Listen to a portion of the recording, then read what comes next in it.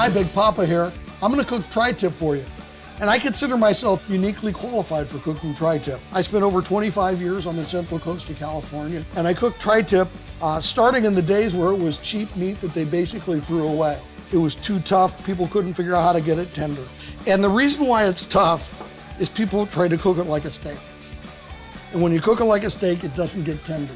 Tri-tip's real important, as with all meat, that you cut against the grain. And actually, in truth, the tri-tip has two grains. It's easier to see now before it's cooked. It goes this way, but then you see how it takes off here? A lot of debate on where tri-tip came from. They may say the Bay Area, they may say Palm Springs or LA, but I think it's absolutely part of Santa Maria barbecue.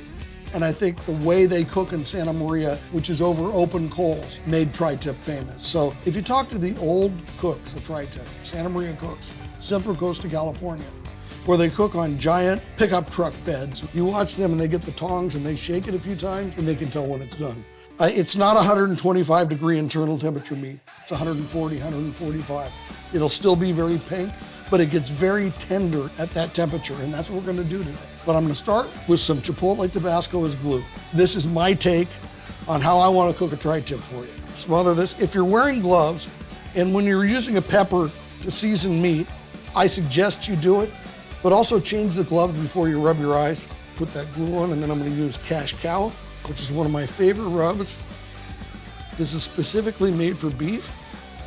It actually has some rendered beef fat in it and beef stock in addition to very unique seasonings. So that's the bottom, pat it down.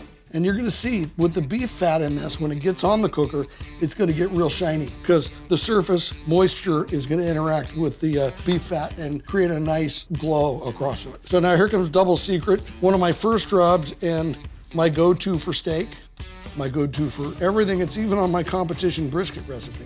We're gonna come here, we're gonna press it down, and we're gonna flip it over and repeat.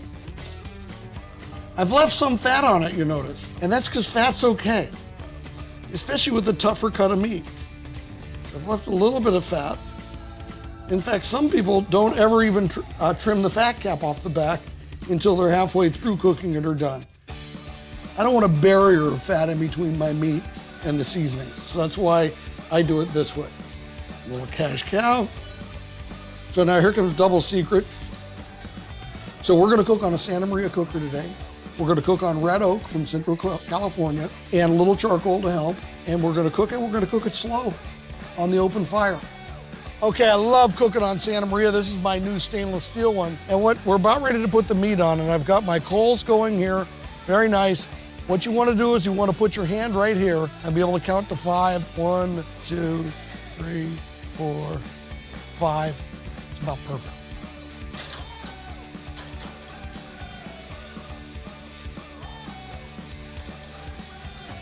But here we go, I'm gonna go under here and feel it. Oh, it's 5 right on. Glove melting at 5, that means it's perfect. I'm gonna hang out here for a while, make sure I keep my coals right, make sure that I don't need to raise or lower the meat. I'll flip it at 20 minutes, and then right before I pull it off, I'm gonna drop it down and give it a good sear. Okay, it's been 20 minutes. I'm gonna turn them over. Look how that's just been gently kissed by the fire. Okay, we're gonna do 20-minute timer. Come back and see it. You notice I've lowered it during the cooking because the 5 count. I got some new logs here that should help a lot. Okay, I'm gonna come in here, I'm going the side. It's 83 degrees, 80 degrees. So they've been on 20, I'm gonna give it another 20, and we're probably gonna be really close, and then we're gonna drop it down and just give it some singe. If you notice, the juices are dripping down onto the fire. They're hitting the fire and they're coming up and they're part of that smoke. It's moisture, it's flavor coming back. I'm gonna turn them one more time here. It's 121, over here 115, perfect. We're gonna give these about 10 minutes. You know, I use Chipotle Tabasco as a glue. And the reason why is I wanted a little pepper, but I didn't want it to overpower the meat. Tabasco is made of 3 ingredients. It's made of salt, vinegar, and peppers. But these are roasted peppers that are roasted over pecan wood. So I think it really works well with the tri-tip that's cooked over the oak. We're almost around 120. Like I said, 140 was when we're gonna pull it off.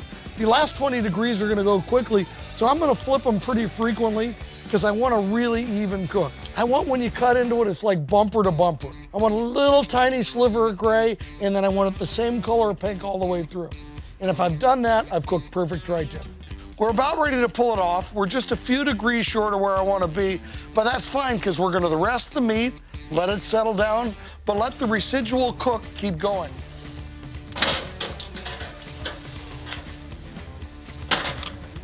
We took that tri-tip, we used some Chipotle Tabasco as glue, we used a little Big Papa Cash Cow and Double Secret. We used some nice Central Coast red oak and cooked it over an open fire. Like I said, to 140.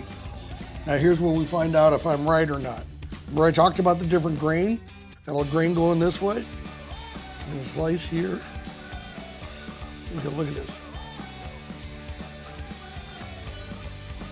Now remember I told you it had two different grains? Now we're gonna go over here. Follow this grain.